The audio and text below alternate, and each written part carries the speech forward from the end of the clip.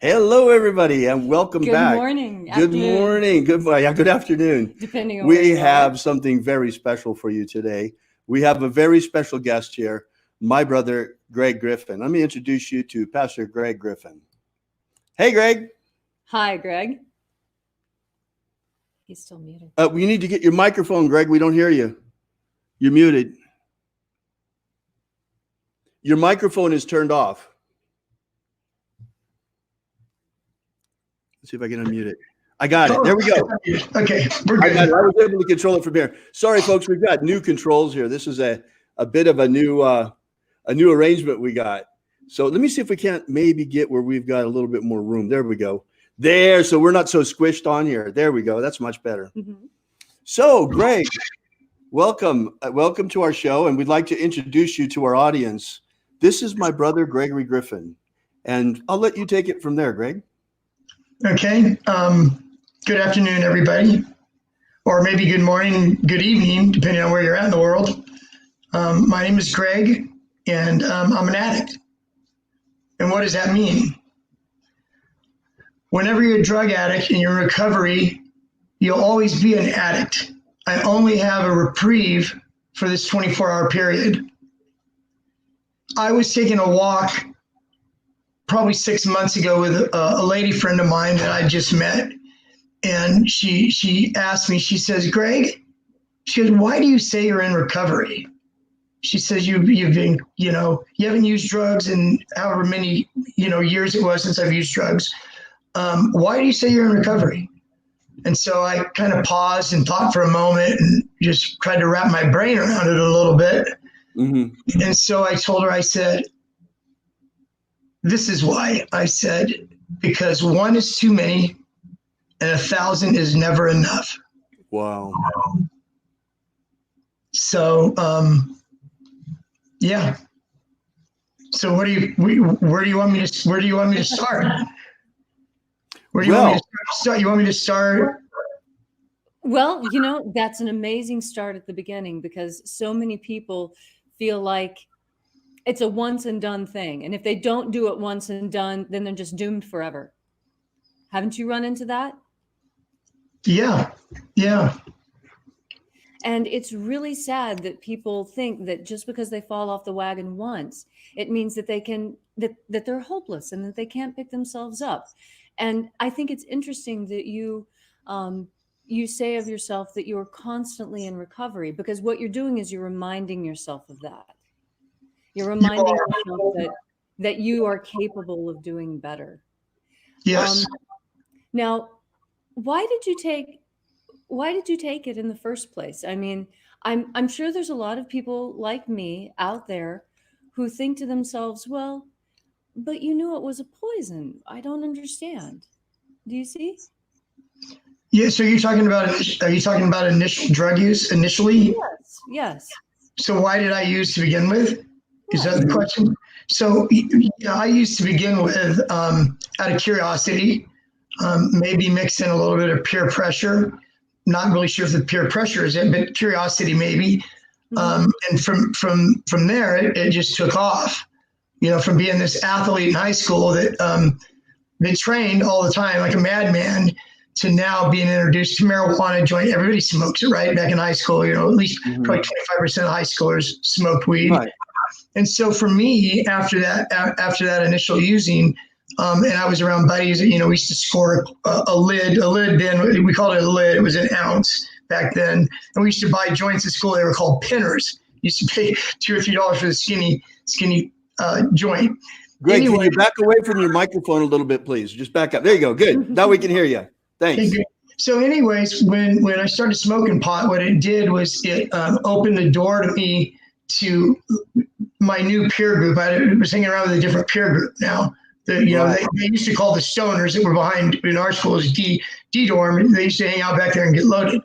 So anyways, through that, it opened the door to me getting trying methamphetamine mix. We had these things called cross tops, little white pills, had a little cross on the top.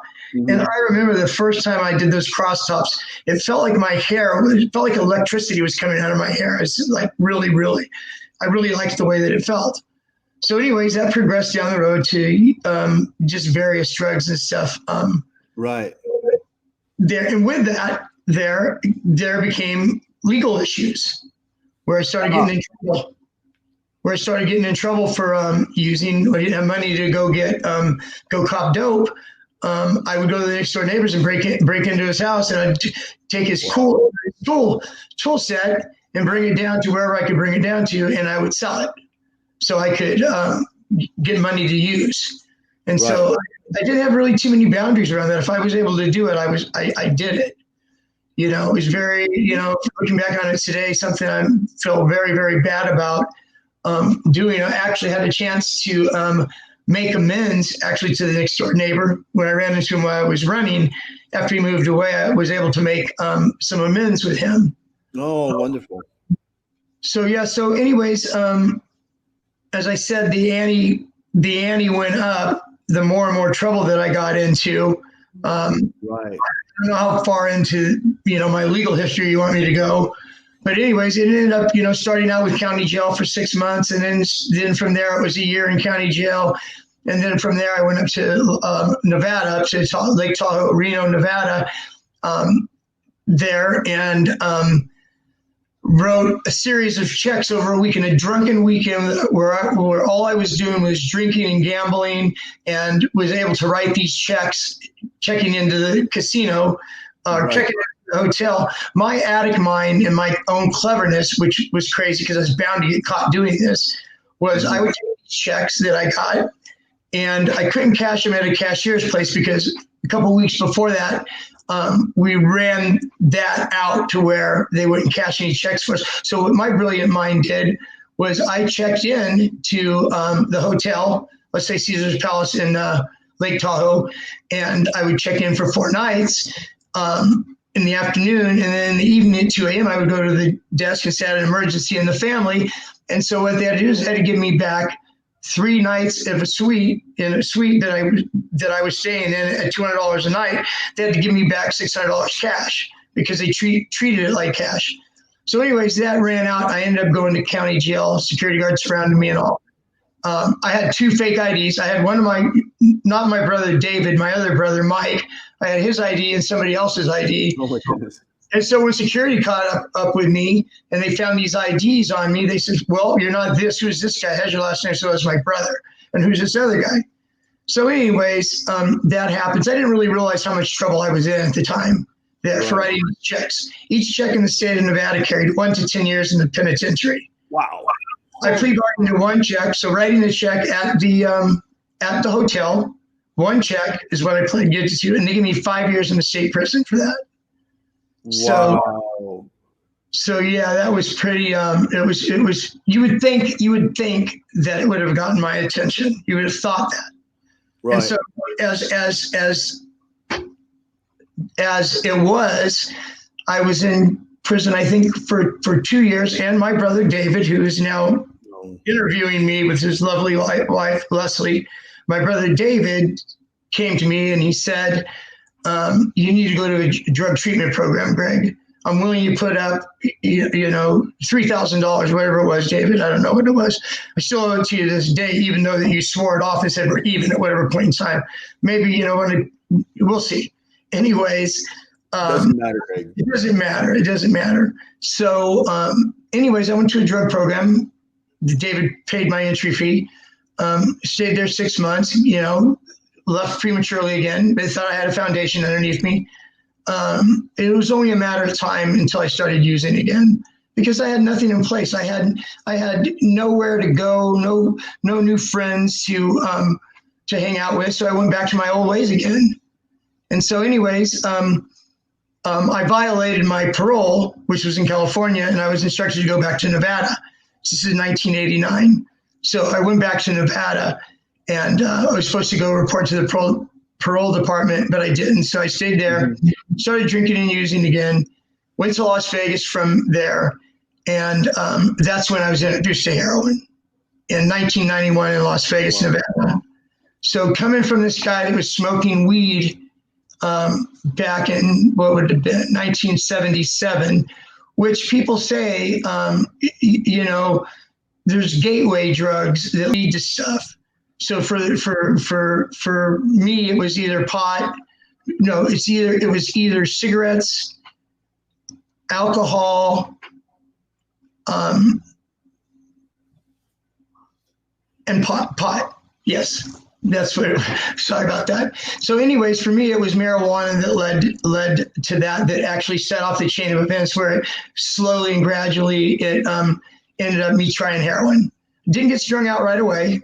I kind of liked the way it felt, except it made me itchy. And before I know it, I was hanging out with a buddy of mine that was an addict, and before I knew it, I had a heroin habit. Wow. So, yeah, and it was.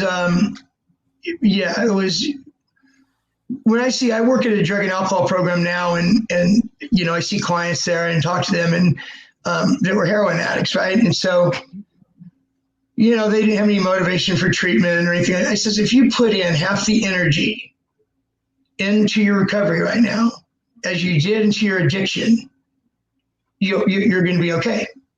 Because being a heroin addict was hard work. It was hard work. Really? I had to have money every single night. I had to have money before I went to bed. So I had enough to get my morning wake up, which I used to call getting well. I would describe it as getting well, so I'm not dope sick anymore. And so then when that happened in the morning, whenever we caught dope and we got well, then that's when the wheels started turning again, and where me and my buddy had to decide, what are we going to do today to hustle up the money, to fix again. And so that was an ongoing pattern. So, besides 91 to 97, besides getting locked up, got caught for paraphernalia, I ended up going to county jail for 30 days. And another time I had an open container, so I went to jail for 14 days. So that's a grand total of 44 days. So 44 days. From 1991 to 1997, there was 44 days during that period that I didn't use heroin, that I didn't shoot up. I shot up every day, several times a day. And so my brother David here, that's back then, he used to do tours. He speaks 7 languages. Anyways, so he used to check on me because as part of his tour group, one of the stops was Las Vegas. And so whenever he was in Las Vegas, whenever he's in Las Vegas, he try to check in on me. And it's funny. Here's a little bit of a story about Las Vegas and David. One time I was in the Golden Nugget. That's where David used to stay, the Golden Nugget. And so I went to meet him, and it was early in the morning. It was like 5 in the morning or something like that, 6 in the morning. And so we were in the casino. And we were talking about something. And all of a sudden, security swooped on us. And so security asked me what I was doing, going to kick me out. And then David said, what are you going to do, kick me out too? I stay here. And so anyways, they said, well, if this is your brother, you shouldn't be hanging out with him because he's not welcome in this casino and he's not welcome in any of the other casinos around here. So, so that was very interesting. So anyways, just fast forward away from my heroin habit and how difficult it was and how tough it was, as you could tell, fixing every single day for 6 years straight. Minus 44 days was hard. So what ended up happening with me was I had pain in my chest one day, and me being a heroin addict, I'm not going to go anywhere. I wouldn't even go to the hospital because I thought I was going to be dope sick there, not knowing that they would give me methadone or whatever they're going to give me, or whatever it was they were going to give me to keep me from being dope sick.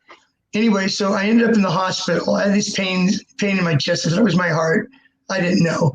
And so it wasn't my heart. I had to end up calling an ambulance for myself, went to the hospital to find out that my left lung was totally full of fluid, infectious fluid.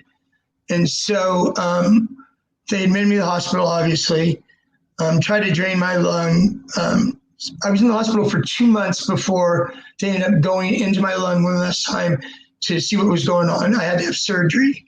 Then they had to go in my lung and scrape it out, all this just nasty stuff.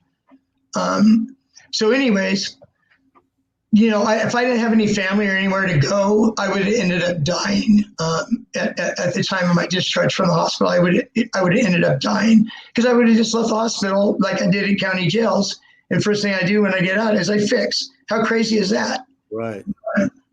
So what ended up happening is my brother David first, anyways, I didn't know this behind the scenes of me being. I was in the hospital under Nancy Johansson. Nancy was my.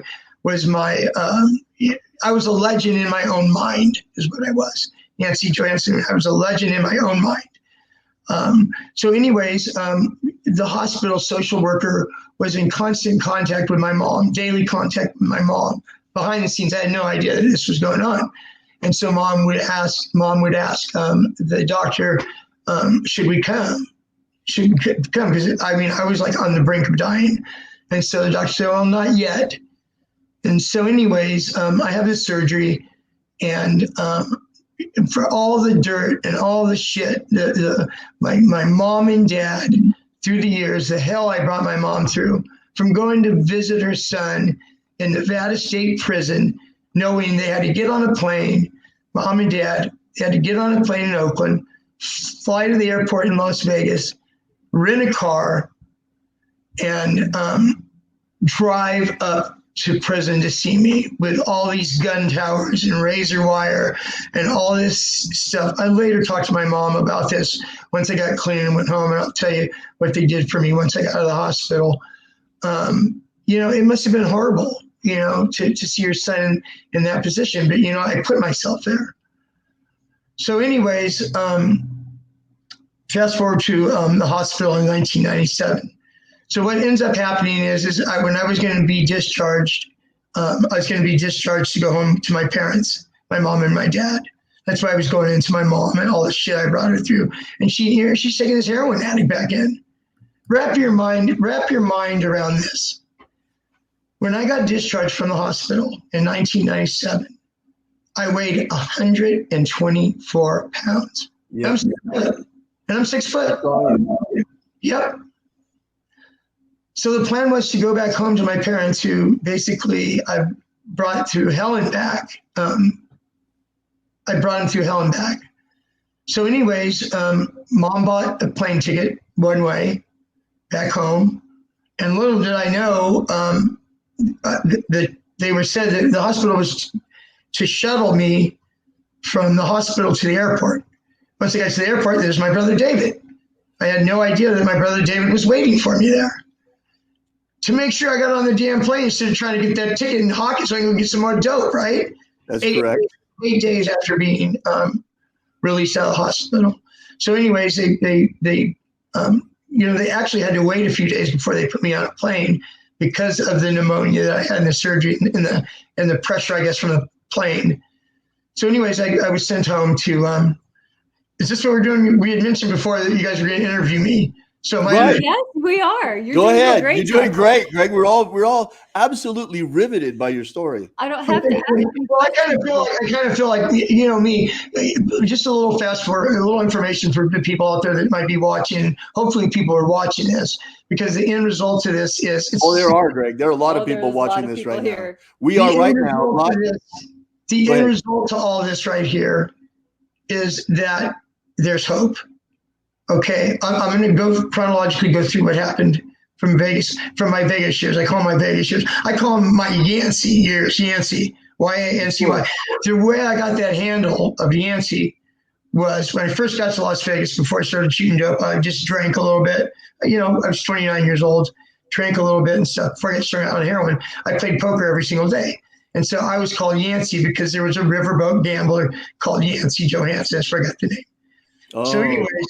So anyways, it's funny because my brother David, when he's seen me after I've come home to get rehabilitated and stuff after Vegas, my brother would bring up the name Yancey. Well, Yancey's gone now. Yancey, you put Yancey to bed when you left Las Vegas. My screen just changed. Is that right? My screen just changed. Yeah, that's right, Greg. We just made you big. Say it again. Made me big? We just made you bigger. You made me bigger. Okay. I like bigger, I guess. It depends, I guess. So anyways, I got on the airplane, and is it supposed to be like this right here? Me being bigger? Yeah, that's correct. I'll take care of it. Just trust it, Greg. Okay. All right. So anyways, I fly home to California. Mom and dad picked me up from the airport, and I come home. Coming home to my childhood house, the only house I have ever known, with some neighbors still in place, that were there when I was, going through junior high or high school. And I remember very vividly that Bob Burgess, who was a pastor at a church by where we lived, later on, after I got a little bit more healthy, Bob would tell me, he says, boy, I was worried about you. He says, you looked like death warmed over. Couldn't believe it. He said, you look like death. You did, Greg. When I put you on the plane to the airport, I thought we were going to lose you. You were really, really, really bad off. Well, you weigh what, 180 pounds now? Yeah. I actually have gotten up. Well, actually, my highest weight since I've been back was 211, which is too heavy for me. But Right. Because if you work on it and stuff, you change your body, you change your life, right? That's right. So, anyways, David, it's I didn't really know that and see that through your eyes about that. You thought you were going to lose me. All I had to do was wrap my brain around 124 pounds. And my sick head. This is what my thoughts were when I went back to my childhood home. I thought I was going to go there and get cleaned up and put some weight on and be better and go to Las Vegas or someplace like that, because I'm the kind of guy that I love the action. I like the action. I want to be in the mix. I want to be in the action. Right. And so little did I know then at that time, I came home. I actually came home May 10th of 1997. It was my parents' anniversary. Today I came home, and so they spent their anniversary, taking care of their son who just came home weighing 124 pounds. Anyways, let me fast forward. So anyways, I didn't know what I was going to do. I thought that, I was going to go back to Las Vegas and stuff. And as time went on, I started putting weight on and started feeling better and stronger. I realized that I was going to stay in California.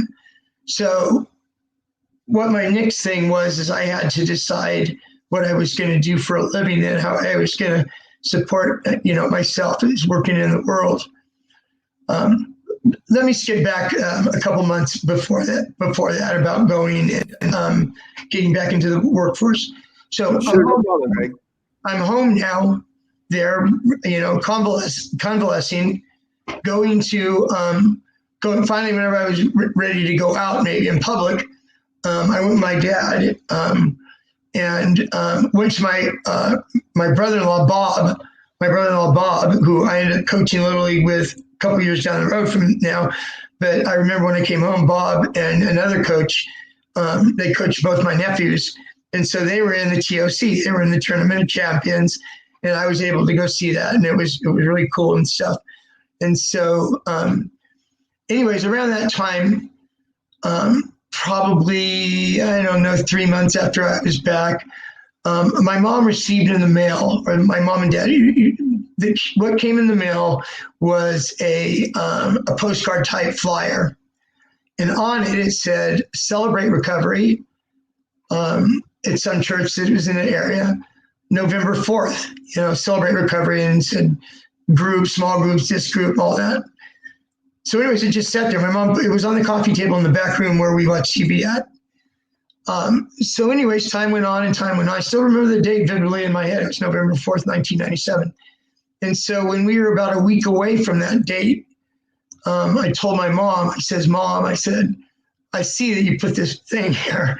And I said, there's a reason it's not in the recycle, and there's a reason that it wasn't thrown aside this stupid, crazy idea that I was going to get clean and go back to Las Vegas or stuff like that, Drug addiction is a very, very selfish, just to maybe draw closer to God. And, I needed that. I needed some type of something to sustain me and to be able to, something I can believe in, outside of myself, or outside this stupid, crazy idea that I was going to get clean and go back to Las Vegas or stuff like that. Drug addiction is a very, very selfish, just a very selfish thing that, we hurt the ones that we love. So obviously I had hurt mom and dad really, really bad. So anyways, I told mom, I says, yeah, we'll go to that. And so she wanted to go with me to support me. She was going to go to support me. Little did she know she was going to get her own help. So the first couple of weeks was kind of like in a sanctuary area where things were discussed about recovery and so on and so forth. And so anyways, they had to like get groups of people, like the group I was going to be in. Greg, before we go on too much, what was it like to see that little thing laying out there that Mom left for you on the dresser there for you to see on the coffee table? It was just like Mom, passive aggressive. Mom is passive aggressive. She was, to the day that she died. God bless her. She died. My mom died this year, and from sticking needles in my arm, that side of my recovery, being a heroin addict, and all that stuff in my past. It's really, really strange, because whenever I got clean, I was home for a while, and so away from heroin and all that. My clean and sober date then of heroin was May 29th, 1997. My mom passed away this year on May 29th. Tell me that isn't a God thing. Yeah. So let me back up a little bit now. Where we were. Okay, we had to celebrate recovery. Mom was the key to your recovery, really, wasn't she? Mom and Dad, Excuse me. What would you say was it that was really the key to you turning things around? Going to celebrate recovery, probably getting close to God, going to those groups, individual groups and stuff. And little did Mom know, there were several groups there that Celebrate Recovery was from. It wasn't just chemical dependency or sex addiction or overeaters, eating disorder, all the disorders that you can imagine. I mean, they can only have so many groups, but Mom's was codependency. Right. And so while I was going to my chemical dependency group, Mom was going to codependency group, and it was really good for her. It was really, really good for her. And that was my turning point then, was whenever I went to Celebrate Recovery. Greg, can you hold on just one second? I'd like to welcome the people on YouTube, on our YouTube channel, that are watching us, that are here now. I'm really, really sorry. I forgot to turn on the event earlier. Someone just mentioned it in the chat, and we've now fixed that problem. So I believe, yes, see, also our people from the YouTube event are also there. Welcome. Thank you so much for coming, and thank you for your patience. We'll be restreaming this again. I'll download it from somewhere else so we get the full video, including this part. So Greg, this is Greg Griffin, my brother, who's here with us. He's been telling us his life story. He told us about what happened in Las Vegas and about how his turning point came when he came home. He'd had pneumonia, and how he's turning his life around. And he was just talking about how we lost our mom this year, and is about to tell us more about his recovery and how he's dedicated his life to helping others to recover as well. So here's Greg. Okay. I was just mentioning that when my mom died this year on May 29th, it was the same date where I stopped sticking needles in my arm, pretty much. So it was very, it was a God thing that things happened at that, in that timing of it. So anyways, Mom, went to her groups, her group, and, I continued in my group. And at that point in time, I had to, think about what I was going to actually do for a living. Before I get into that, not just Mom just wasn't in that equation of healing and of drawing closer to God. My dad, who was an atheist his entire life. I remember us going to church on Sundays. Mom would bring. I remember that too, Greg. She couldn't. There's no way we could get Dad to go with us. No, Dad was watching football, of course. I wanted to see him watch my own damn self, for crying out loud. But anyways. Of course, it was good for you. Yeah. So anyways, Dad had no choice, really. This is when fast forwarding to 97, 98, 99, my early years in recovery. My father basically had no choice. He had a choice, but this is son coming home, heroin addict, 124 pounds. Mom, taking me, and Mom getting all of her own personal help, setting boundaries with Dad or whatever, however that looked, how that looked for her, where she was at in her recovery, really was in her recovery as well. Got my dad's attention, and my dad started going to church, and started going to church on a regular basis. He became really good friends with some people he met at church. And I remember seeing my dad. I was sitting a little bit behind, and my mom and dad were sitting together. And there's a period of time before the sermon or message of the day was spoken that there was worship time, where the music would play, and we were Baptists. So, I mean, out there Baptists. And so hands in the air, eyes to the heavens, in worship. And here's my father standing there, arms and hands extended up in the air towards God. And it was just amazing. It was amazing to see that. Celebrating your recovery, Greg. Yes, and mom's too. Right. Right. So anyways, about that time, we're talking about what happened in my life. I had to decide what I wanted to do for a living. I had to nix my plan of going back to Vegas and hustling and shooting dope again. Go figure. I mean, how crazy of a thought is that, to go back to that? So anyways, I had to decide what I wanted to do with my life. And so from going to those groups, I really connected with the man, the man, John Nielsen is his name. And he's the one that spearheaded Celebrate Recovery, and pretty much turned him to my spiritual sponsor. Kind of took me in and put me under his wing, and just kind of walked beside me, And I remember vividly one of the things that he told me about things. He says, Greg, it's not that difficult. He says, you've got to change playgrounds and playmates. And that really resonated for me, because to this very day, I work as a substance abuse counselor now. I work in a different, have a little bit of a different function than I've had. Been there for 21 years. But anyways, I mean, the clients going through there that desire to be clean and sober and lead a clean and sober life, basically that in whatever form or fashion that changing playgrounds and playmates has, it's like one of the number one things for somebody to get some clean time. You can't go back to the old neighborhood where the people are doing the same things, and you can't hang out with the friends. Take all those phone numbers, delete all those phone numbers on your cell phone. Why do you? Yeah, they're worthless. Exactly. What for? What for? Yep. So anyways, I went to school for 2 years to get, once again, thank mom and dad. They paid my way to school, for me to be able to get a career and move forward in life, and which I'm really, really grateful for now. And so right now I'm at the point where I'm fast forwarding. I'm almost to the point where I'm going to maybe be done with my story here in a second. And you can take it from there, David and Leslie. But anyways, David and Leslie were at our house last. Trying to think. I want to interrupt you for just a second to read you a few of the comments that are coming in, Greg. Okay.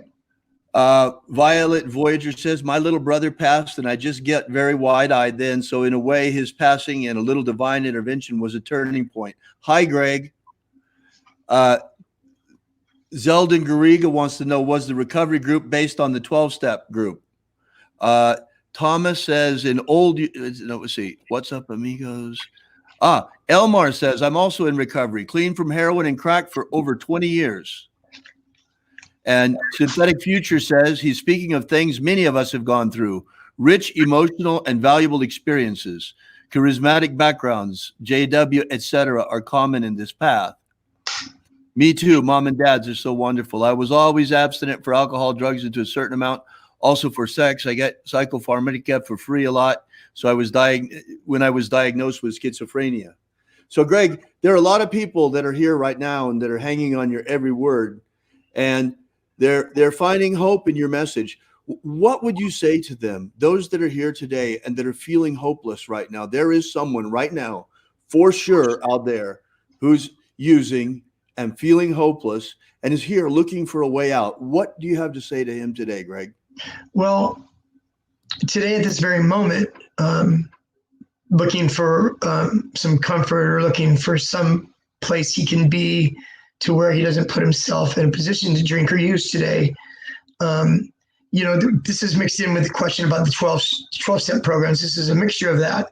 The thing about 12-step programs is they're out there. They're every day. They're several times a day.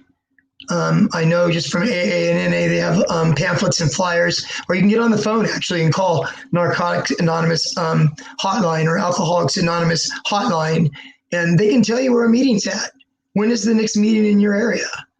If you got to drive 30 miles, you got to drive 30 miles. How many times have you drove 30 or 40 or 60, 100 miles to go get dope, Right. So, my suggestion for the time being would be find a 12-step meeting and go. You just don't drink or use, or if you did use a little bit, you can't share. You can't share anything if you're under the influence.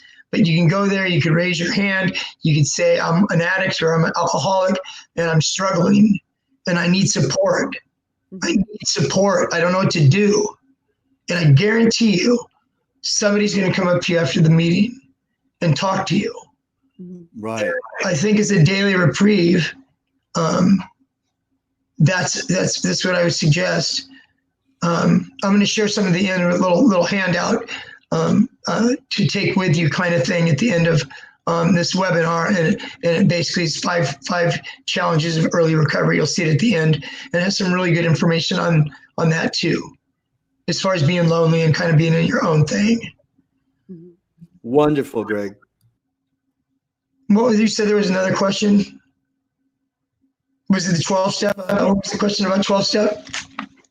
Well, is it easy to make friends and change who you're hanging out with? Because, people, you want to change who you're around. That's a really important thing that you mentioned to us. So these people who are in recovery, they're different. They're not like your old addict friends. They're new. They're different. They have this willpower to succeed and to do better, and they are doing better. And you all support each other, right? Absolutely. And this is the thing I talk to clients today where I work. I do kind of like the exercise program at a drug program. There's two of them, long-term, short-term program. And I'm lucky enough to be able to go there Monday through Friday and be able to take both programs to the Cal Berkeley track. We're a half of a block away from the programs, a half of a block away from the Cal Berkeley track. And so exercise is really, really important, you guys out there. I mean, that's something that you can incorporate. So your question was what did you ask about 12-step? Making new friends. Right. How do you make new friends? Right. That's really important, Greg. That's something you said that I think is really, really key. And, of course, if you go back to the same neighborhood, you're going back to the same people you've been hanging out with who are still using, you're going to use. Absolutely. So going from people who are using in your immediate community to building community with people who are already in recovery is huge. Yes. And so this is what I would suggest. And this is hammered. I'm not a 12-step Nazi or anything like that. I believe in it because of the fact of what you're speaking of right now, David. I don't hammer it. You got to do this. You got to do that. You're going to die. If you don't do this. The thing about 12-step is it's what we're just talking about as far as making new friends. If you go to a 12-step meeting, what I would suggest, so we're talking about transitioning from, first of all, delete all the numbers of the connections and the people that you used to talk to. Just because you're not around anymore, forget about it. You don't need those folks. You don't need those people anyways. They're just going to drag you down. So when you go to a 12-step meeting, there's a thing called sponsorship. In 12 steps, you get a sponsor. It's kind of like I said to John Nielsen, the Celebrate Recovery. He was a spiritual leader. He was a spiritual leader to me.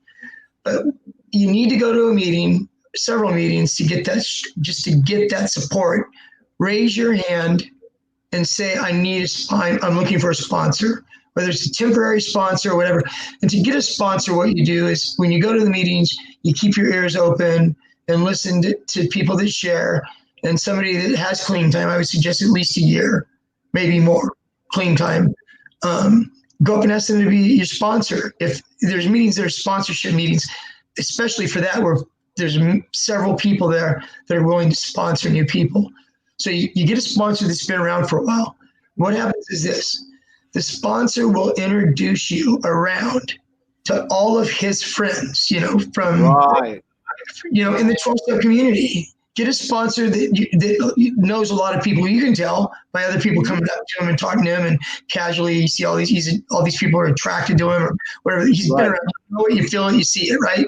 Right. So right. Get a sponsor, and that's where it begins. He introduces you around. There's so much stuff that is involved in 12-step. Clean and sober dances, clean and sober softball leagues, clean and sober campouts, clean and sober river rafting. All right. So it's community building. Community building, and it's very normal. If there's an 8 o'clock meeting at night, AA lasts an hour, NA lasts an hour and a half. It's very common that after a meeting, a group of people go to the local coffee shop or wherever afterwards to fellowship. Right. And all of a sudden you see this construction worker over here that's been in the union for 25 years, that's got 5 years clean. You see this, you start talking to these people, you start picking their brain. You start finding out, what was it like for you? How did you stay clean your first month? What did you do to stay clean? Right. Asking people, and that is the beginning of building a foundation of friends. Ones that actually really care and give you. The other people don't give a shit about you. Right. Right. Well, now I've also heard that it's important when picking out a sponsor that you find someone who is of your same sex, that you don't get into the opposite sex sponsorship, because the first thing you need to learn to take care of is yourself. And then you need to learn to take care of a plant. This is when I was working with 12-step programs in Omaha, Nebraska, the program that I was working with, they recommended that you first start taking care of a plant.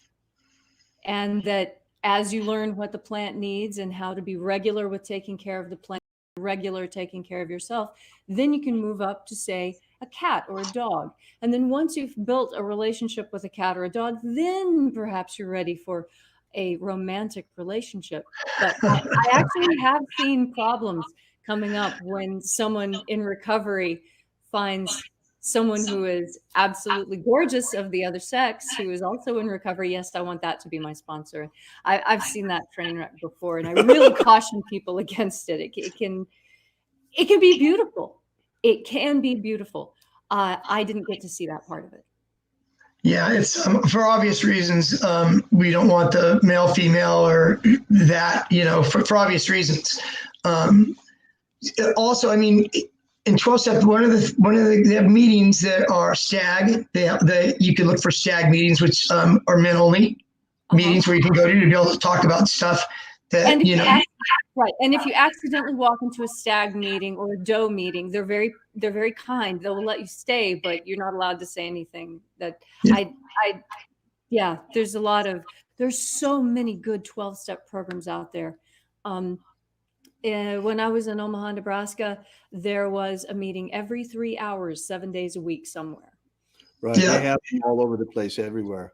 That's right. Get dropped off from a helicopter in Salt Lake City, Utah, and I guarantee you go someplace, go to the phone book, call the NA hotline or AA hotline, and you'll find meetings somewhere in that town. Almost any town around that, there's meetings. It's amazing how far it's grown. And yet, it was faith-based recovery that turned you around, if I understand you correctly, with the celebration of the church. Yes. Now, how is that different from the 12-step program? Well, it's different from the 12-step program in the manner that the higher power. I've heard it said in AA meetings, if you're higher power, you can even make a doorknob your higher power. And there's acronyms, group of drunks, right? Got good orderly direction. There's these acronyms for the God thing. So yeah, I mean, Jesus Christ, the Holy Spirit is the higher power. And so that's what's hard. That's what's, some people get stuck on the God stuff because it's all over the place. Realizing we were, what was step 2? Came to believe that a power greater than ourselves could restore us to sanity. Right. People get led down that road. Some people don't like it. They back off. They say, see, that won't work. You know, nowadays they have a life ring. There's 12 steps. They have a life ring, which is atheist program. You know, God's not in it. There's it used to be called it used to be called Rational Recovery. Now it's called Recovery Dharma, which is a Buddhist 12-step meeting that they have. They have MA, Marijuana Anonymous, CA, Cocaine Anonymous. They have all of it. And then venture outside of drugs and alcohol, you know, Overeaters Anonymous, Gambling Anonymous, you know, because it's been proved to have worked. The thing, it's not a bad path or a bad way to live your life in general, even if you're not an addict. You know, wrote down an inventory of, you know, everybody that, you know, I've hurt or harmed, you know, in your life, and willing to make amends to them. You know, not a bad idea for just right living, to live your life the right way. Right. You go back and you make amends. You know, I had to do a lot with my mom. You know, we would come home on a Tuesday night from Celebrate Recovery. You know, she had her own stuff going on. I had my own stuff going on. I would pull in the driveway, and the engine was turned off. And, you know, I told Mom, you know, it's a fucked up message I got when I was a kid. Children are to be seen and not heard. You know, we received some fucked up messages. We received some messages that weren't okay, you know, growing up. And, you know, she wanted to argue a little bit about it with me. And I said, you know what, Mom, I don't want to argue about it. I'm just saying it because, you know, it's just been on my mind. And we talked about it in my group and stuff like that. I don't mean to be attacking you or anything like that. But it was really good. It really, really helped me build a relationship with my mom. You know, be in a beautiful relationship with my mom. God bless her that she just passed away, you know. To fast forward a little bit, you know, with my mom, because, you know, I think I've kind of walked, you know, through most of, if you have questions after I'm done, please feel free to ask. But mom had been sick for the last year, and bless my little sister Lori's heart. She was there for her every step of the way. And so we came to a point to where we thought we were going to lose Mom. So before she died, like, thank God, Mom and Dad, my mom died May 29th. Mom and Dad got to celebrate their 65th wedding anniversary on May the 10th, 19 days before Mom died. And it was a God thing. I feel they needed it to, you know, some people would ask my mom, what's the key to 65 years of marriage? My mom would say, separate beds. Separate beds, Mom said. So anyways, Mom went to Stanford back and forth on these medical things. She just, you know, she had a autoimmune disorder where if she had a surgery or something like that, or had anything done to her, she couldn't heal properly. And so anyway, she was rushed to the hospital in early May. Me and my sister were there, and they brought her in an ambulance. And my sister yelled, she's having a stroke. She's having a stroke. She was having a heart attack, actually, is what it was. They brought her to the hospital. They revived her. She came out of it. 2 days later, she came out of it. And I told her, I said, Mom, I got to feel what it felt like for you to die, because I thought you died. And I said, from this moment forward, you are now my bonus mom. And she loved that, the bonus mom, because she was, you know, and it gave me an opportunity, you know, those last few weeks to really love her up. I loved on my mom. Love on your family, you know.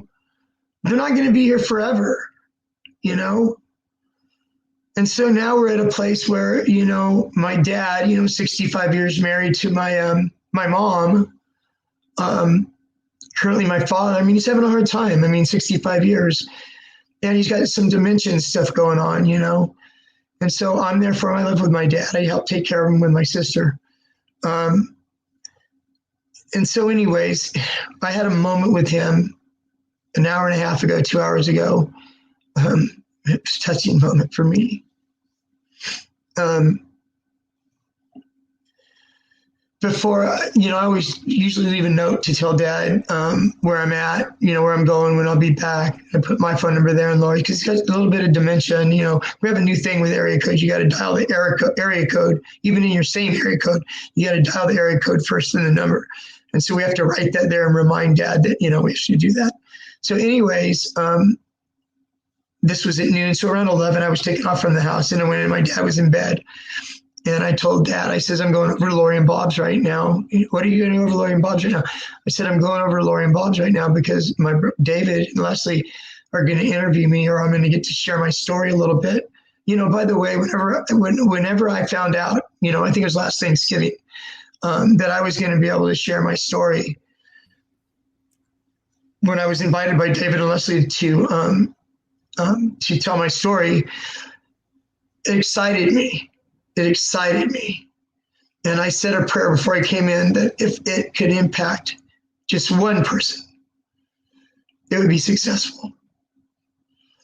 So I told Dad. Okay, you've impacted more than one person, brother. There are a number of people here. I can feel the Spirit of God moving on people through your words, Greg.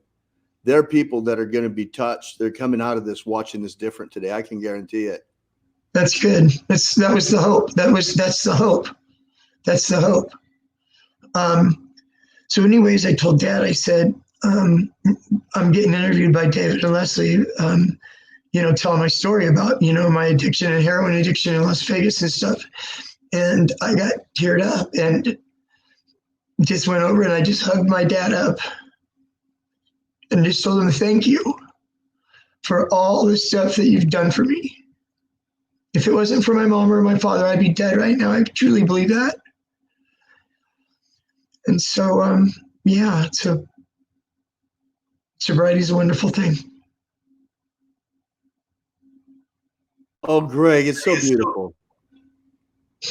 And we're so pleased that you will share this story with us. I'm sure that there are a lot of people out there who have similar stories, but they don't have the confidence that you do to share this story. Thank you, Greg, for making yourself so vulnerable. There's so many people who are looking for help and looking for hope, and you being so honest and so open and so vulnerable is opening the way for people right now in this very moment. Because they can see that you are like they. And you're not a bullshitter. It's like there's no lie in you. Doesn't exist at this point. Not anymore. When I used to sell the phony jewelry on the streets of Las Vegas, there was a lot of bullshit in me. Oh yeah. That was Yancey. That was Yancey, yes. Not Pastor Greg. Yeah. And a lot of it too is like Bob's in the room with me right now. Bob is the computer guy, and my brother-in-law, I love him to death. And my sister Lori, and then Dad at home. I mean, I'm surrounded with, love and friends and caring and all that. And it's what life is all about, is relationships. Absolutely. And stuff. So for those out there that are struggling, I mentioned the 12-step stuff, when you pick a sponsor, pick somebody, you got to remember there's going to be a part of vulnerability to you as you work the steps with your sponsor. Find somebody that you feel like you might be able to open up with and share. Because I'll tell you what, in sharing your hurts, habits, and hangups with somebody, there's power in it. To be able to name it and say it and put it out there and process it with your sponsor and move through it. There is so much there's so much power in that you let it go. You let it go. It's gone. It's the past. Move forward, So yes, any questions? Are we going to open up for questions or anything, David, with anybody? Or are we set up to do that, or in the chat? Or are we going to be able to open up with anybody to share? Yeah, we will in just a second, Greg. Okay. What else do you got? I'm going to take a look here and see if we've got if we have, all we can do is read their comments. If you have questions, be sure and post them in the comments. Okay. In this platform, we can't have them join in with us so easily. Maybe next month. Maybe in next month's webinar. The next time, Greg, that you want to come here with us, we're going to do this in a group setting where people can also talk to each other. Mm-hmm. Today we thought it was the best is to do this because you'll reach the largest audience. A lot of people will hear about this, and and will be moved by your message, I'm sure. Good.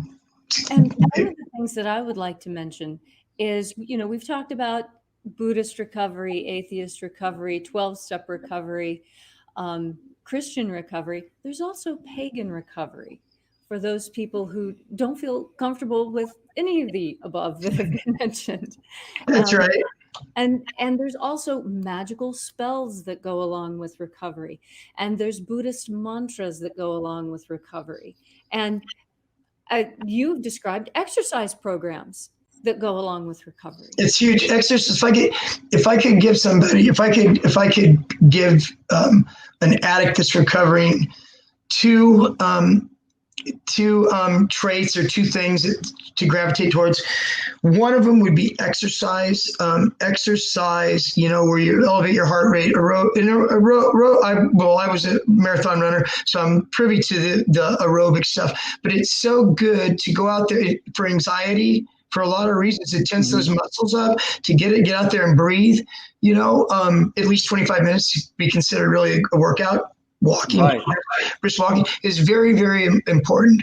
And then the number two thing is humility, the ability to be able to be humble.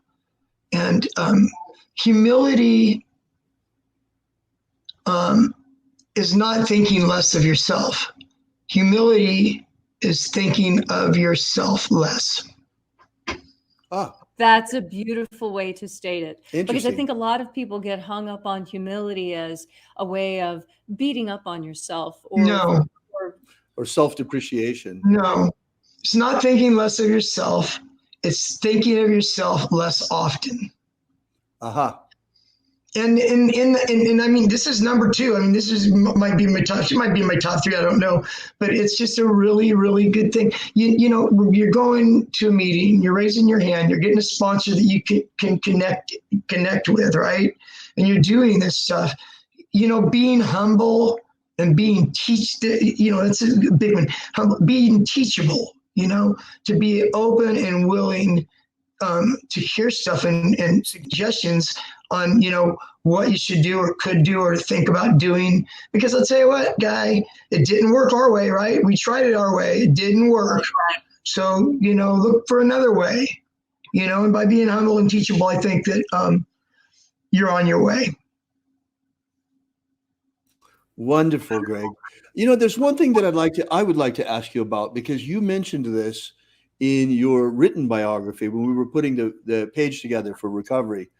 And that is the role of adrenaline. Are we talking about the addiction, about getting involved in addiction? Because are you referring to part of my autobiography? Okay, well, let me just put it this way. I know you pretty well, Greg. I've known you through this whole process. And, when you were a kid, when you were in high school, you were really, really driven. You were 4-year letterman, lettered in sports, lettered in wrestling. I mean, you were really, really good at what you did. You really excelled. But you yourself talk about how for you, what was so important was the adrenaline rush of it. And that's why you liked running marathons and stuff like that. So I'm wondering what role that adrenaline and considering adrenaline might have both in falling into addiction and in recovery. I think for you, for example, I'm sorry you had to have a hip replacement as a result of having run so much, but I think running was a blessing to you. You got a lot of the adrenaline from running that you would have gotten through the addiction. Yeah, that's true. So you're referring to the transfer of me having that adrenaline in my life in the past, and when that adrenaline. So I think what you're talking about, David, is when you're bringing up sports and all that. When I used to run and wrestle and competed in sports and stuff, I was driven there as far as, to win, to win the race or to do whatever, and got used to winning. I liked what it felt like. Like to win. There was a rush behind that. There was a rush, but you win a tournament, you're on the top step of the thing, you're getting this little olive branch, whatever hell you get. There's this cool. It's cool. It's there wasn't a feeling like that at that time in my life. It's the best feeling I'd ever felt. So once I smoked that joint and graduated high school and there's no longer any sports to be, any races to be, run, I really feel like my addiction in the beginning was almost like a replacement to that adrenaline. The euphoria that I got from doing methamphetamine, the euphoria that I got by doing cocaine, all the euphoria in that was wanting to have that feeling again, and we see how far that took me, didn't work. Right. Yeah. Wonderful. Are there any more questions? Yeah, and let's see if there are any other questions. I don't see necessarily here a question, but Greg, you're going to like this. Elmar says, Greg, you are talking to my soul. I am truly moved. Thank you so much. Excuse me. That's quite touching. Wonderful. I was excited all week. I've been excited. Me and David were talking about this. We've been talking about it for a while. Leslie actually said that, she teaches or coaches people and all that. And she said that she knew that there were people out there that, that needed assistance or hope, that needed, to have hope, without hope. I mean, you're just going to keep going deeper and deeper. And it got me excited, it got me excited. And so, yeah, it's very cool. I'm happy to hear those. I'll read those afterwards. Is there going to be a place for me to be able to read? Is there going to be a way that I can communicate individually with some of these people? Next time, not this time, Greg. On this platform, it's not really possible. You can see the comments. They're on the side there. If you click to the side on the comments, there's a comments button on the side of your screen. Oh, God, I see them. And then you can see the comments yourself there. Yeah, I'll take time to read these after. I'm just looking at a couple. God. Oh, we appreciate you, Greg. We appreciate your being here and appreciate your sharing. I'm so happy that something good has come out of this, because even though it was so painful and everything that you went through and nearly losing your life, you come out of this with such valuable life experience that can touch the lives of so many people. And in fact, in the last 20 years, has touched the lives of so many people as you've been working as a drug and rehab counselor. Yeah, I'm also a real estate agent. Just throwing this in there because I have a comment to say about the drug and alcohol counseling. Greg, we lost your mic for some reason. We can hardly hear you. Oh, sorry. Go ahead. Can you hear me now? You're fine. It was me. Sorry. Can you hear me now? You're fine. That was mine. My bad. My bad. Go ahead. I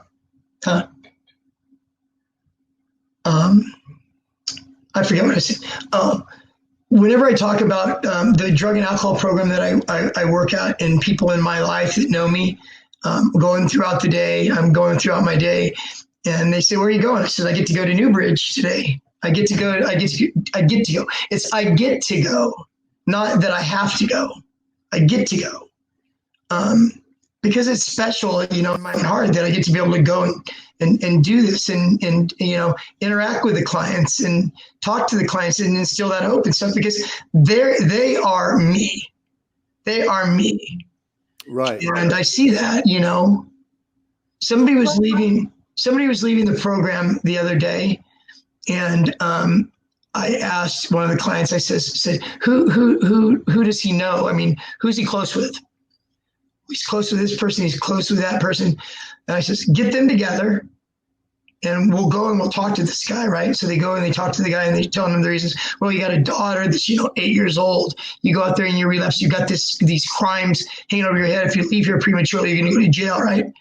And so they do what they can do to be able to get this person to stay, right? Whether it works or not, I tell my clients that rallied up to talk to him.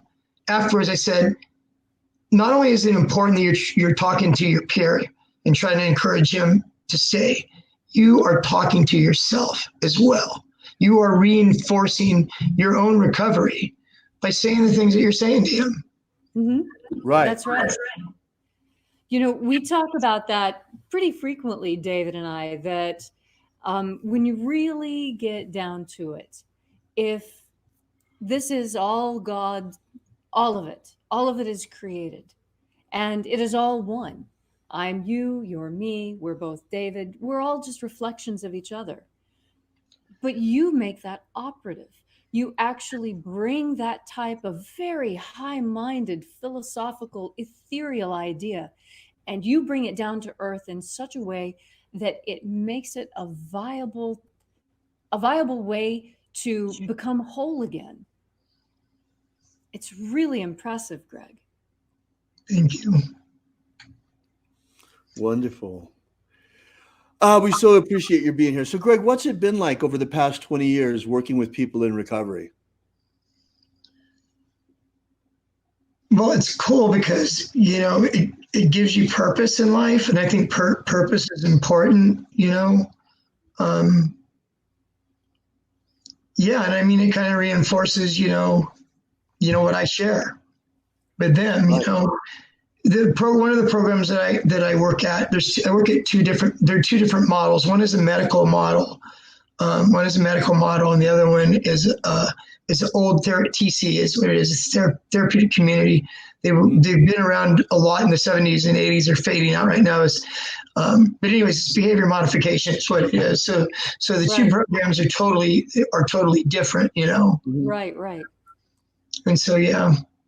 So it's good. So I mean, when I was working with that model, it was important, especially in the therapeutic community. Role modeling is very, very important in a therapeutic community. Right. So you know, you don't want to do what I say. You know, it's more do as I do. So the way that you dress, you know, the way that you interact, you know, you do it in a way that you're role modeling for them, in a way that if they're able to do this on a daily basis, they'll end up hopefully living their life that way. They're required, after being there 30 days, they're required to come on the floor. They have to wear a tie, and they have to have their pants iron increase every day. We're talking about, this is a guy that's been shooting heroin for 25 years. This is an old prankster motorcycle guy that's been, you know, doing methamphetamine for 50 years. And we're trying to teach him, you know, forget rehabilitation. We're trying to habilitate him. He's never been habilitated. So Right. we need to really, you know, model that and show that. You know, we had to bring a guy. I brought this guy about 3 years ago. I had to bring him to Walmart and Target to get some clothes. He had been incarcerated for over 30 years. Can you imagine that? Wow. 30 years. So he's lost cell phones. You kidding me? A cell phone. He could not believe that you could take pictures. He was taking pictures everywhere. You have a camera on these cell phones. It was incredible. But he had to be brought there and kind of showed what the styles are, what to wear, because he's been locked up all that time. It's really sad. Right. It is sad. That's terrible. Especially with chemical dependencies, people that are locked up. At one point in time, I don't know how long ago, maybe 5 years ago, 6 years ago, that 80% of the people that are incarcerated dealing with some type of addiction or, drug use, either selling it or using it and committing crimes while using it. It's really, really sad. It's terribly sad. And Greg, what about the opioid problem with the Oxycontin and all of the problems that we're having nationwide? And fentanyl. What about these huge things? They're almost like a plague right now. Yeah, well, Oxycontin came out in the late 90s and and was rampant for a while. It was a drug that was almost equal to being on heroin. Gives you the same effect. Wow. Anyways, there was a pharmacy. It was called Purdue Pharma because they were sued down the road. Originally, they said that this is less addicting than whatever, right? Compared to what, right? Right. So, anyways, they developed a thing. It's called PMP. It's the pharmacy. It was a way of monitoring pharmacies and how much OxyContin prescriptions there were, to kind of have some kind of watch dog. And so they were able to go back. Purdue Pharma got sued. They had to pay all that stuff off.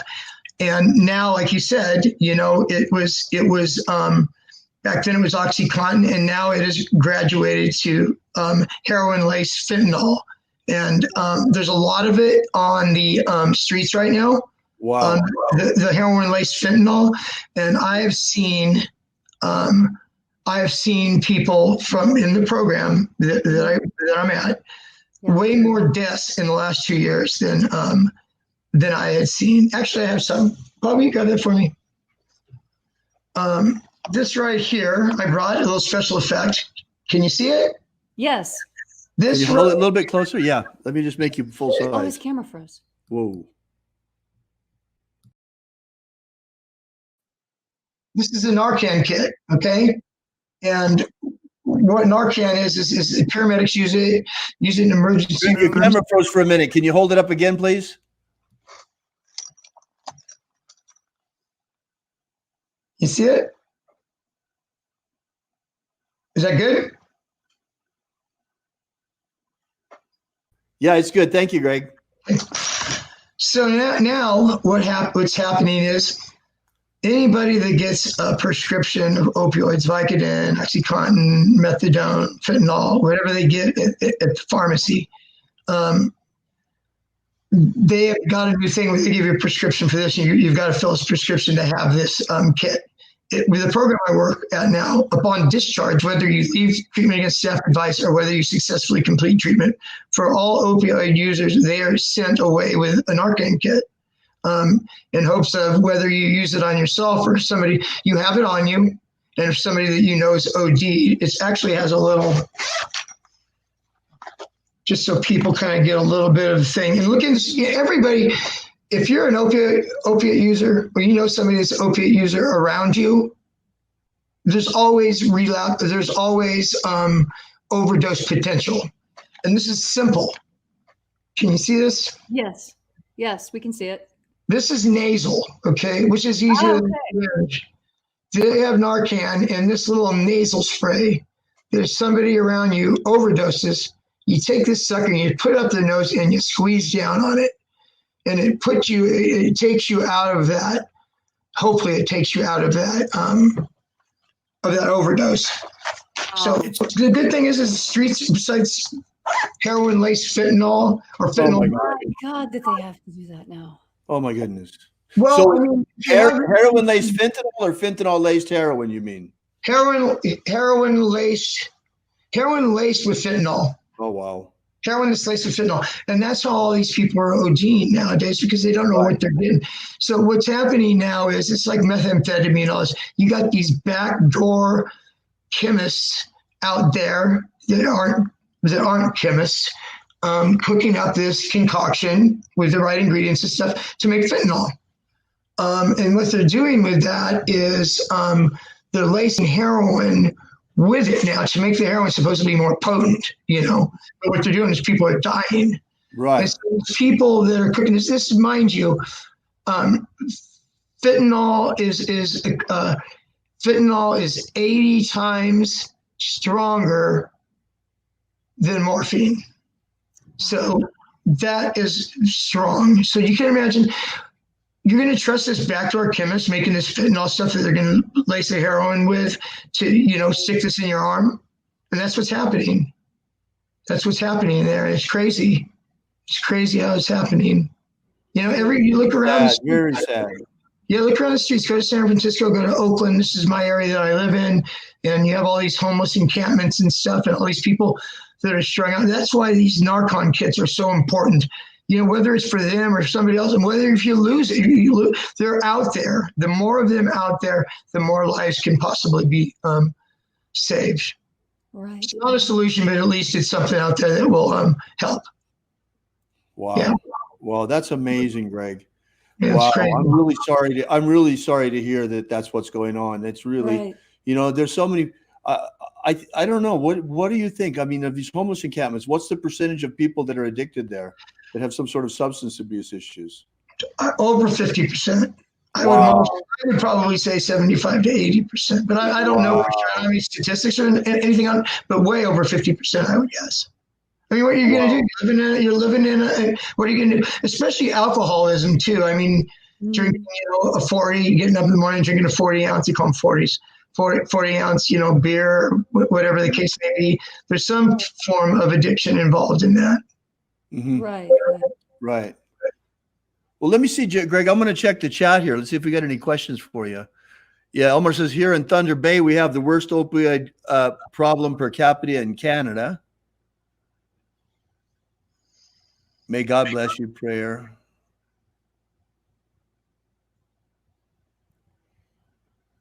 Well, I'm not seeing a whole lot of new. Oh, Greg, what are your thoughts on methadone maintenance therapy? Someone asks. Well, methadone maintenance, it's used for different things. It can be used for detox off of heroin. Mm-hmm. It's used quite often now for pain management. It is a form of drug that's used for pain management. So yeah, well, the one thing about methadone maintenance too is that as far as harm reduction goes, you're not at risk to get HIV, or you're not at risk to get hepatitis C, by doing that. So it was a lot of harm reduction as far as the addiction, in lieu of heroin, Right. And a lot of people, they have a new thing out. I don't know if folks know about it. It's buprenorphine. It's called buprenorphine, and what it is it's an agonist and it's an antagonist both. So what it does is it keeps you from being, this is for heroin addicts, opiate addicts, it keeps you from being in withdrawal. It fills those receptor sites, but it also you can't take and go get some heroin and shoot heroin while you're on it, because those receptor sites are filled already with that. It binds to the receptor sites. So that's the new thing nowadays. It's the new thing that they're using nowadays. It's very interesting. Yeah. Well, that's interesting because it blocks the craving for the drug, but it doesn't change any of the behaviors that made you use in the first place. Well, it depends. If you're on this buprenorphine, and it's usually sublingual, you usually put it under the tongue and it melts.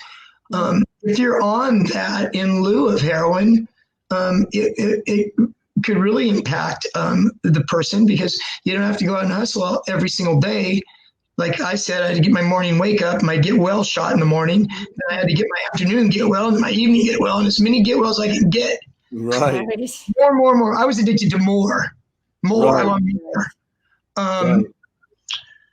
Yeah. So you said, what does it impact? I think it impacts criminality. There's less crimes because this person doesn't have to go out and steal or a woman prostitute or do whatever it is that you needed to do to get your money to shoot heroin. So you have this already. Same thing with methadone too, for people that are using it for maintenance from heroin, that it cuts down on the criminality, which is good, right? Right. As far as compared to what, right? Right. Better a poke in the eye with a stick than a poke in the eye with a sword. That's right. So where are we at right now, Jim? Well, Greg, it's about time for us to start wrapping up. And I know that you had a handout you'd like to share. Can you share that with the screen share? Yeah, Bob, can you help me? My brother-in-law, Bob, is the technician. Here we go.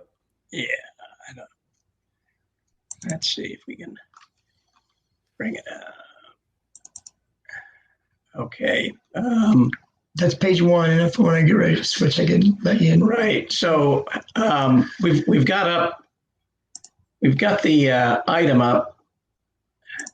How do we turn on the screen share? When you hit the screen share, and then you choose the window that you want to share, and hit share. Okay, share screen. Okay. Let's see.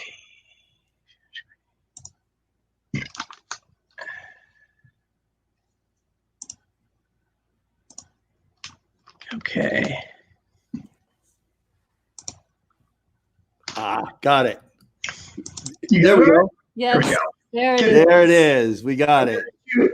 Hang on. There we go. Perfect. There we go. There's 2 pages to this, and there's 5, as you can actually see. 5. I thought this would be good just to kind of leave you with, and we'll make it, David. We're going to have it downloadable. So after this is over later on, you can print it out if you'd like. If you know somebody that you think might like it, you can print it out and share it with them. And so what it is so 5 common. I wanted to give you something to walk away with. That's could be. It will be up tomorrow at alphaomega.church/download. It's not there yet, but it will be up there by tomorrow. alphaomega.church/download. Okay, so 5 common challenges in early recovery. Yeah, I'm not up on the screen. Is it okay? Am I up somewhere or no? Well, you're here, Greg. You're on the We side. see you. You're on the side. Okay. So these are things that are challenges for anybody in early recovery and anybody now that's thinking about, wanting to be in recovery and cut loose. So let me read briefly. Everyone who attempts to stop using substances runs into situations that make it difficult to maintain abstinence.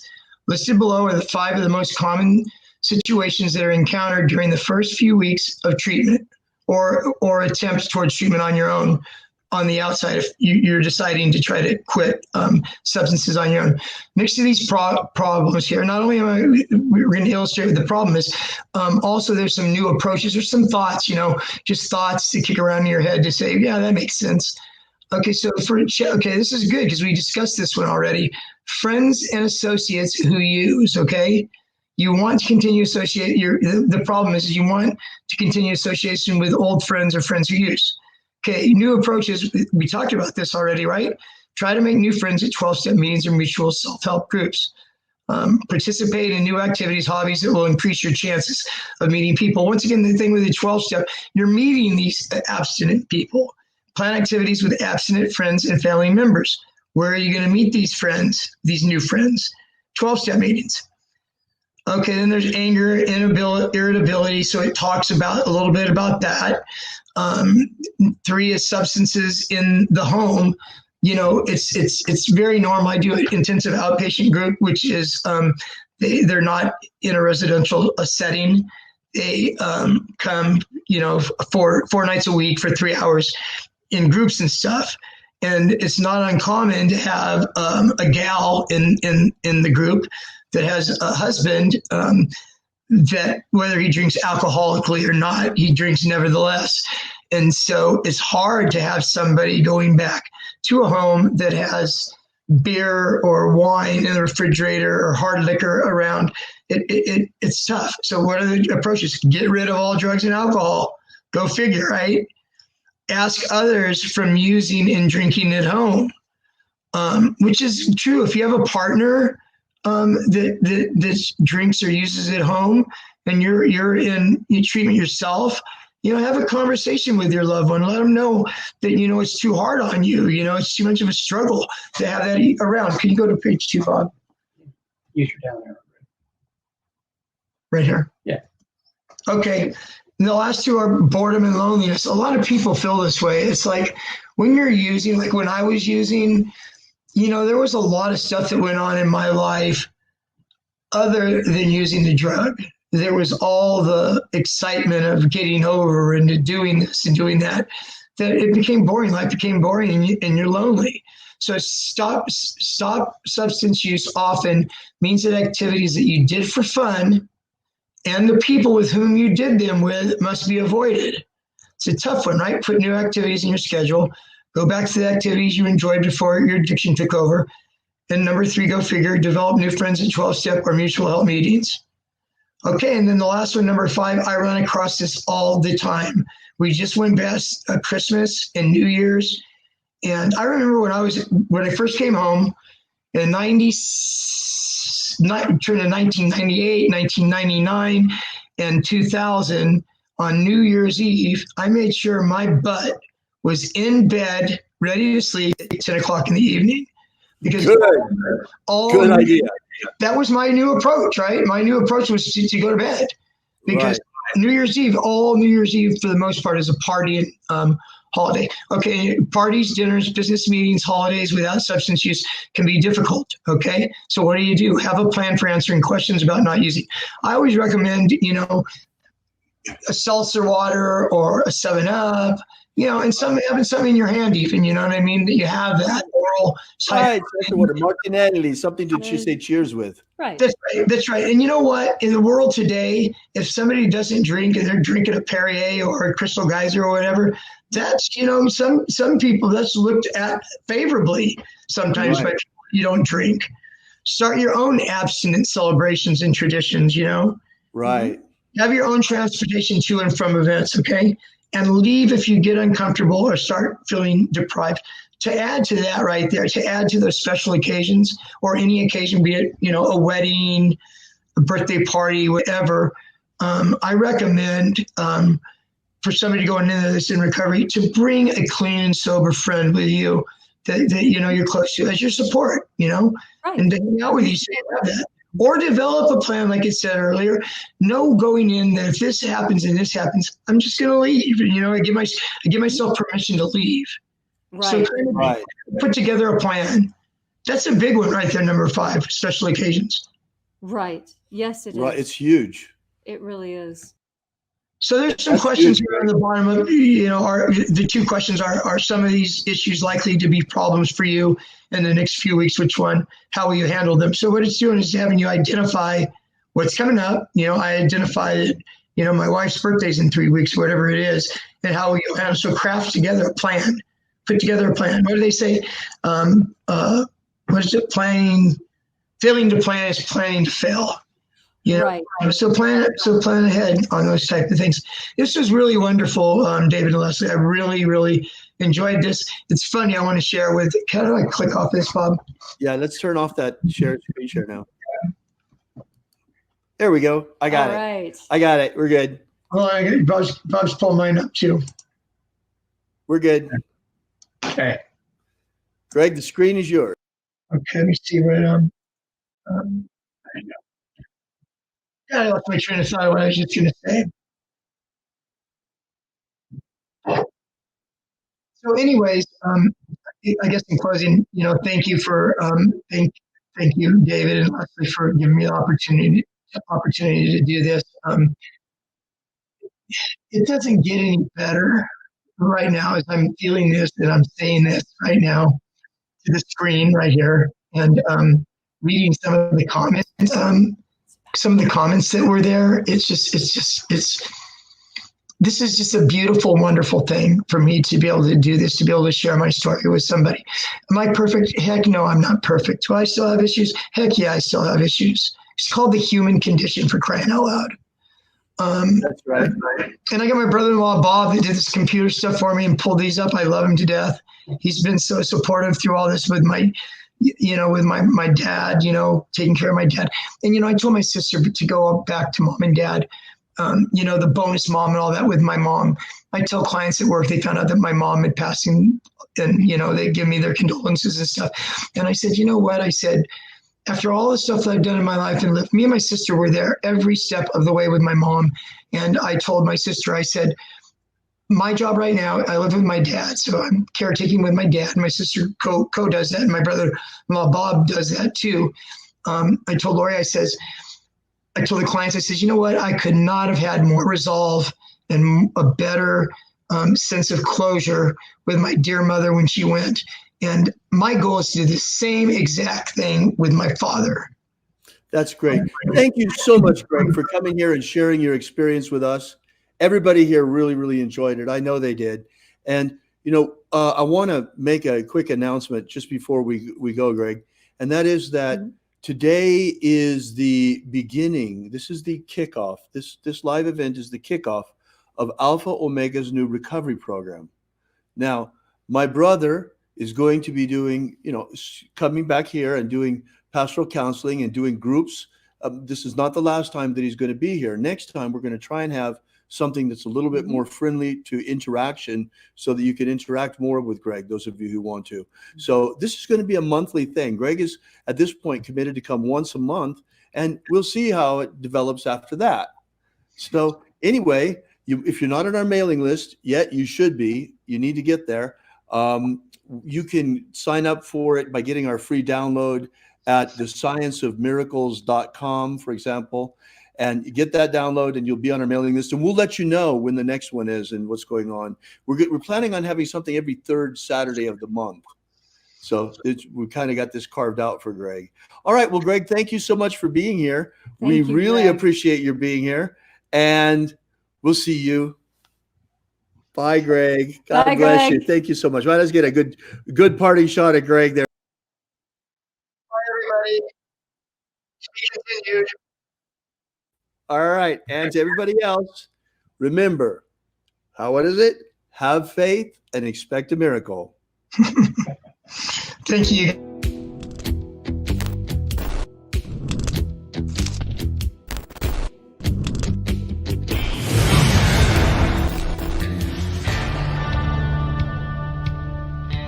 Alpha Omega.